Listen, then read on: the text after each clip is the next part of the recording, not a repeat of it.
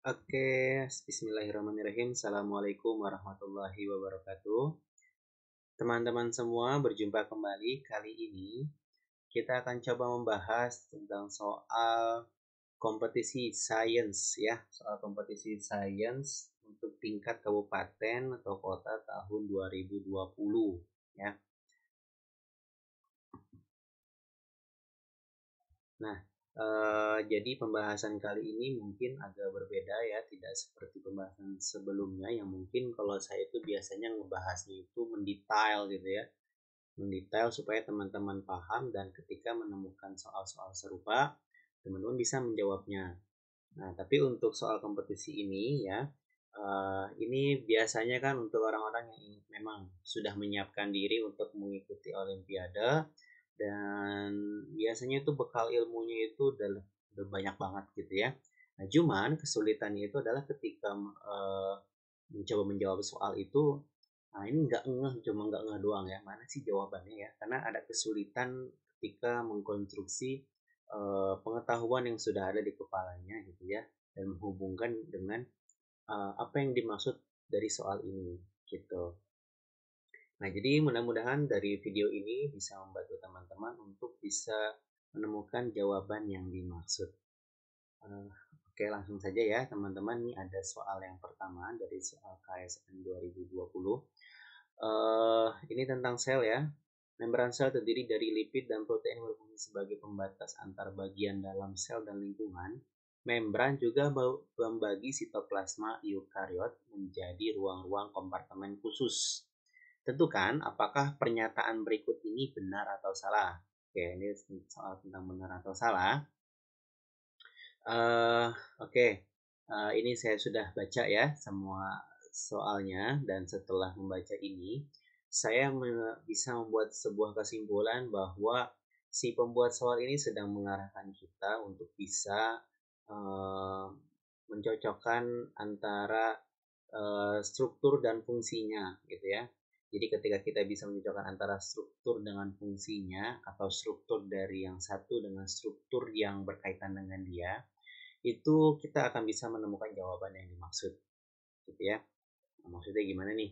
Nah, langsung aja nih kita coba ya soal pernyataan yang pertama, yang A. Itu sel darah merah tidak memiliki membran dalam, internal membranes, kecuali membran inti. Nah, ini benar atau salah? Nah, ini jelas ya, ini jelas bahwa dia jawabannya salah. Kenapa? Karena ini sebenarnya mudah ya, karena di beberapa buku udah banyak yang mention bahwa sel darah merah itu dia tidak memiliki inti sel gitu ya.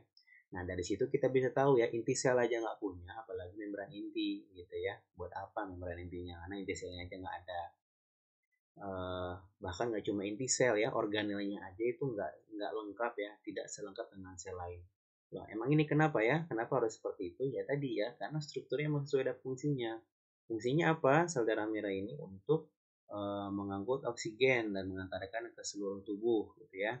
Kenapa sel darah merah bisa mengangkut oksigen, bisa mengikat oksigen? Karena sel darah merah punya yang namanya hemoglobin, gitu ya.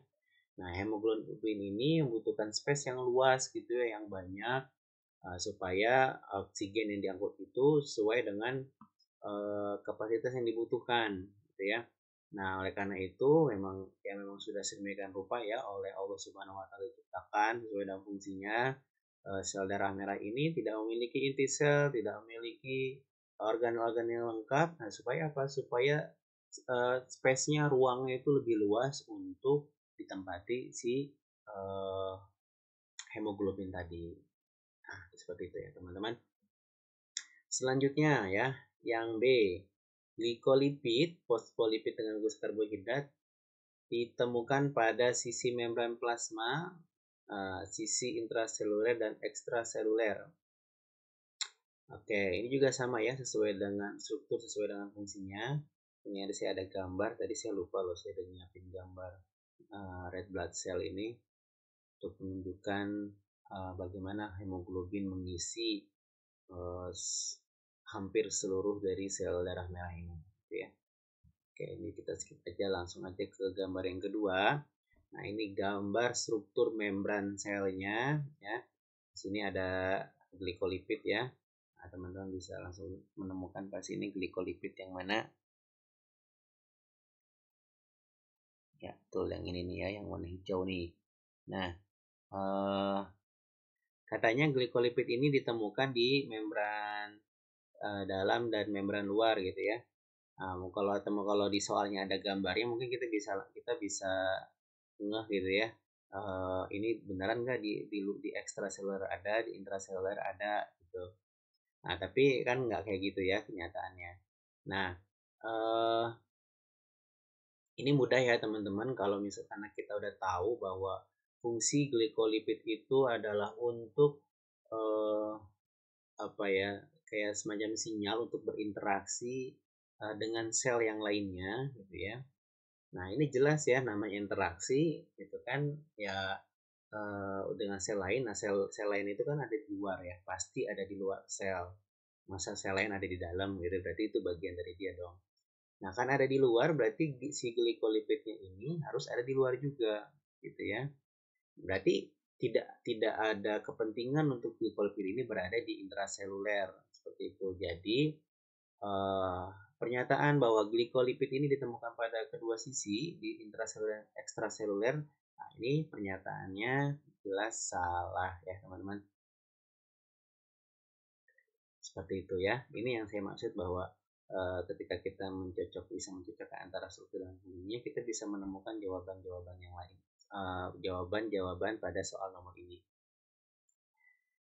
Selanjutnya, komposisi protein pada membran sel tidak seragam di seluruh bagian membran plasma, sedangkan komposisi fosfolipid seragam di semua permukaan membran plasma.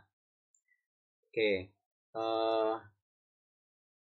dari pernyataan ini ya, kita sendiri tahu ya bahwa si protein ini macam-macam bentuknya gitu ya, nggak seragam. Jadi betul ya bahwa di sini dibilang bahwa komposisi protein tidak seragam, betul. Nah, berarti tinggal yang kedua nih, komposisi fosfolipid ini seragam nggak di pembuluh plasma? Nah, emang kelihatannya sekilas seragam gitu ya, tapi gitu ya semuanya ini kalau si fosfolipid ini.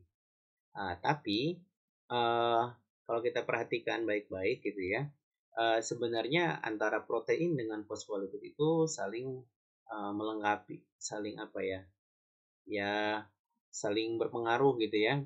Nah, ketika ada protein di sana berarti fosfolipidnya kan nggak ada gitu ya. Nah, ini ya, ini misalnya di sini ini ada protein gitu ya. Nah, fosfolipidnya nggak ada. Yang di sebelah sini juga nih, di sini fosfolipid di atasnya ada. Nih yang atas. Nah, ini nggak kelihatan ya warnanya. Oke, ini ya. Nah, tapi di bawahnya nggak ada gitu ya, karena ada protein gitu ya. Nah, eh, jadi karena proteinnya aja tidak seragam, nah jelas pasti fosfolipidnya pun tidak seragam gitu ya, karena saling mempengaruhi ya posisi antara si protein dengan si fosfolipidnya. Nah, jadi jawabannya untuk yang C ini pernyataannya juga salah. Oke, ya seperti itu ya teman-teman. Selanjutnya yang D. Pernyataan D, membran sel pada organisme termofilik memiliki kandungan asam lemak tidak jenuh lebih tinggi dibandingkan organisme sikrofilik. Gitu ya. Oke, ini tentang bakteri yang hidup di uh, tempat-tempat suhu yang berbeda gitu ya. Sikrofilik ini yang suhunya hidup di suhu paling rendah gitu ya. Termofilik ya sesuai namanya termo gitu ya, jadi dia di tempat yang suhunya lebih tinggi dibandingkan sikrofilik.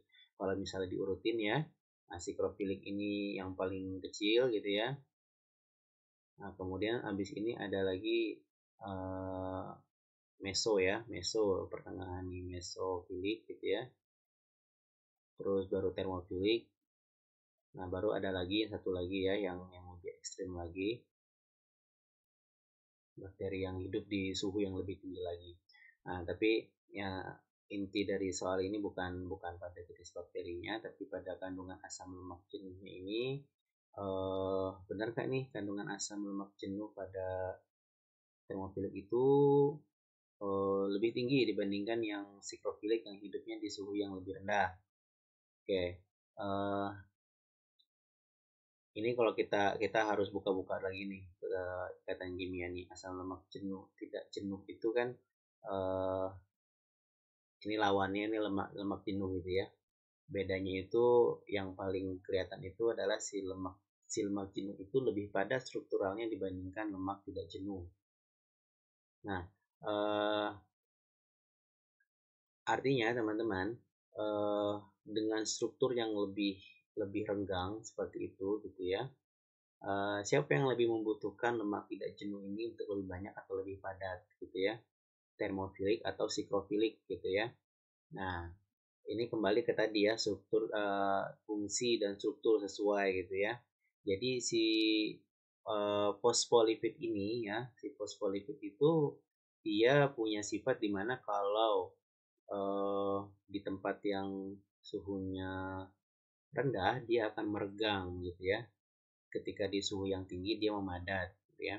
Nah, lemak tidak jenuh itu kan tadi dia strukturnya juga lebih renggang gitu ya, strukturnya renggang. Nah, kalau di suhu yang rendah itu si si fosfolipid ini meregang, nah berarti si asam lemak tidak jenuhnya ini eh, harus padat gitu ya. Nah, supaya bisa lebih padat, maka asam lemak tidak jenuhnya ini harus lebih tinggi. Maka pernyataan ini terbalik ya. Yang lebih tinggi kandungan asam lemak tidak jenuhnya itu adalah organisme siklofilik ya dibandingkan dengan organisme yang termofilik seperti itu teman-teman. Jadi pernyataannya ini juga salah. Salah. Oke, ini udah semua ya, udah semua pilihan jawabannya. Jadi intinya semuanya salah ya, semuanya salah. Oke, cukup seperti itu dulu ya, para teman-teman kali ini. Nanti di pertemuan selanjutnya kita akan bahas soal selanjutnya dari soal KSM ini. Semoga bermanfaat dan bisa membantu teman-teman untuk menjadikan soal ini jadi lebih mudah. Terima kasih teman-teman. Assalamualaikum warahmatullahi wabarakatuh.